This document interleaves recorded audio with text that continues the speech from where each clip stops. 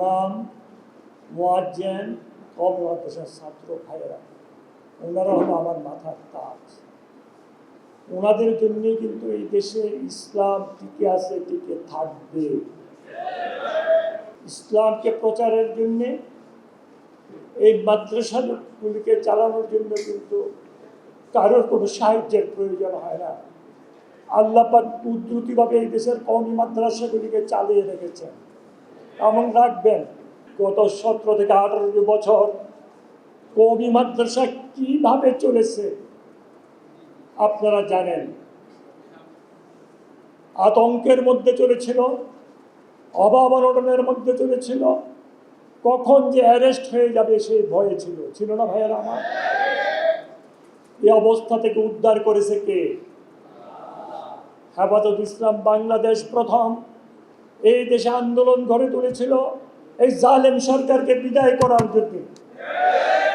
হেফাজত ইসলাম বাংলাদেশের কাছে আমরা কৃতজ্ঞ, আমরা ঋণী।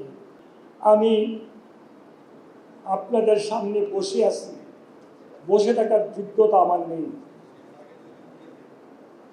কারণ আপনারা নিচে বসবেন, আমি উপরে বসবো, এই যোগ্যতা আমার নেই। কারণ আপনারা এখানে অনেক হাফেজ আছেন, অনেক আলেম আছেন। যারা তারেক রহমান সাহেব আমাদেরকে নিয়ে মিটিং করেছেন, মিটিং করে উনি নির্দেশ প্রদান করেছেন যাতে মাদ্রাসাগুলি যেন কোনো বঞ্চিত না হয়, তাদের প্রতি যদি কোনো অন্যায় অভিযান না করা হয়, উনি পরিষ্কারভাবে নির্দেশ প্রদান করেছেন। স্বাধীনতার পর থেকে তারেক রহমান সাহেব সরকার গঠন করার আগ পর্যন্ত কোনো সরকার কিন্তু এই চিন্তা করে নাই যে ইমাম, মুয়াজ্জিন, খাদেমদেরকে সম্মানিত দিতে হবে, কেউ চিন্তা করে না। তাহলে তারেক রহমান সাহেবের জন্য আপনাদের দোয়া করতে হবে না?